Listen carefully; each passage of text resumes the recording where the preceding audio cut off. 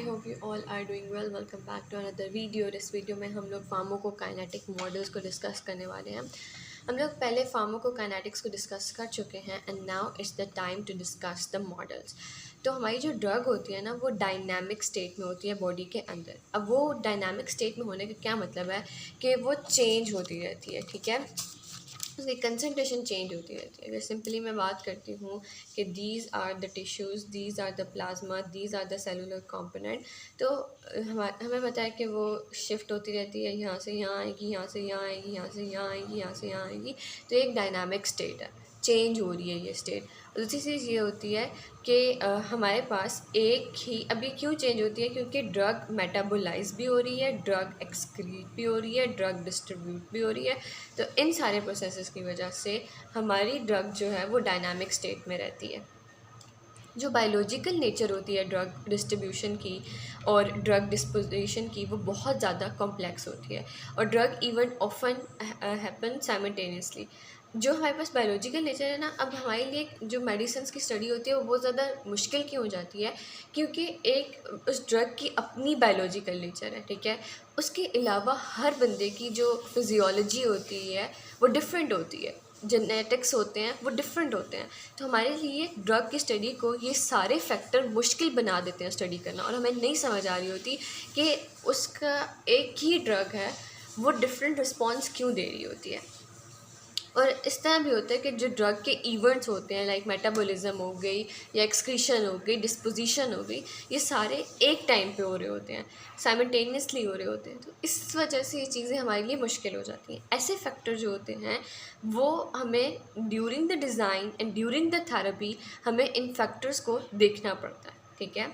The inherent and infinite complexity of these event require the use of mathematical models. अब ये जो हमारे पास inherent या इन्फिनाइट कॉम्प्लेक्सिटी है ये इन इवेंट्स की, उसके लिए हमें मैथमेटिकल मॉडल्स चाहिए होते हैं, स्टैट्स के मॉडल चाहिए होते हैं, ताकि हम लोग ये देख सकें कि ड्रग डोजिंग को प्रिडिक्ट कर सकें और हम ये देख सकें कि ड्रग की एफिकेसी क्या है एक गिवन डोज के लिए, ठीक है। हम एक डोज दे रहे हैं, उस डोज के लिए ड्रग की एफिकेसी कितनी है। अगर हम मॉडल की बात करते हैं कि फार्माकोकाइनेटिक की हम बात कर चुके हैं, but now it's the time to discuss the model कि मॉडल क्या होता है। तो मॉडल एक हाइपोथेसिस है जिसको हम लोग कहते हैं कि मैथमेटिकल टर्म में हम लोग डिस्क्राइब कर सकते हैं क्वालिटेटिव रिलेशंस को कंसाइजली, ठीक है। तो अगर हमने क्वांटिटी वाइज देखना है, it's all about the quantity, I will say it's about how much of the drug is administered in the body, ठीक है। फिर उसके बाद हम लोग देखते हैं कि वो ड्रग बॉडी में जाके क्या अफेक्ट जनरेट कर रही होती है, एंड देन वो कितने अमाउंट में एक्सक्रीट हो रही होती है, ये सब कुछ हम लोग इसके अंदर देख रहे होते हैं। देन नेक्स्ट हमारे पास क्या चीज़ आ रही है, नेक्स्ट चीज़ हमारे पास आ रही है कि हमारे पास फार्माकोकाइनेटिक पैरामीटर्स क्या होते हैं। तो फार्माकोकाइनेटिक पैरामीटर एक कांस्टेंट है किसी भी ड्रग के लिए, जिसको हम एक्सपेरिमेंटल डाटा से कैलकुलेट कर रहे होते हैं। जैसे एस्टिमेटेड फार्माकोकाइनेटिक पैरामीटर्स के है, वो डिपेंड करता है कि किस तरीके से टिश्यू की सैम्पलिंग की गई है and the timing of the sampling, drug analysis and the predictive model selection.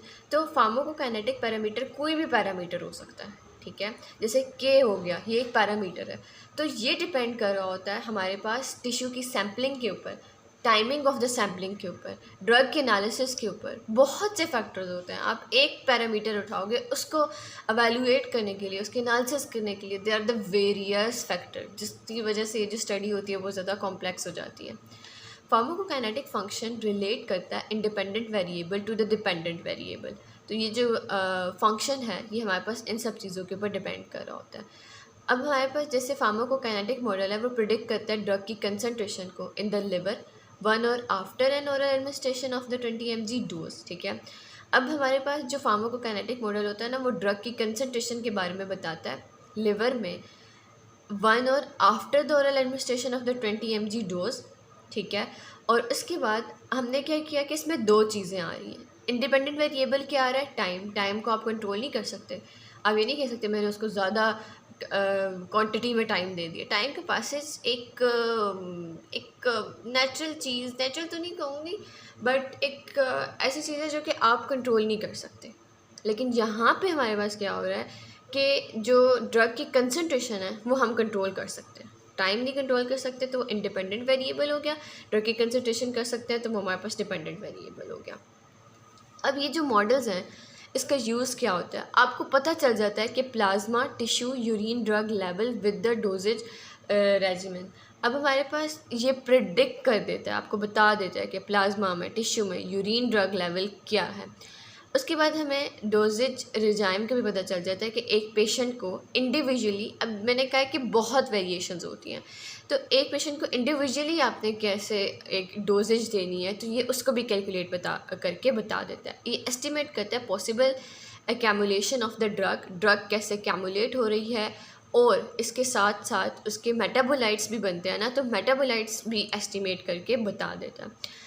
अब ये को रिलेट करता है ड्रग की कंसनट्रेशन विद द फार्माकोलॉजिकल और टॉक्सिकोलॉजिकल एक्टिविटी के साथ। एवेल्युएट करता है difference in the rate and extent of the availability between formulation. दो फॉर्मुलेशन है, ठीक है, तो उसका कितना रेट है, कितना एक्सटेंट है, अब आप एवेल्युएट करना चाह रहे हो ना, तभी आपको डिफरेंस पता चलेगा कि ये वाली drug, yes this drug is much much better than the drug B, ठीक है, drug A is much much better than the drug B, तो वो बायो इक्विवेलेंस से पता चलेगा।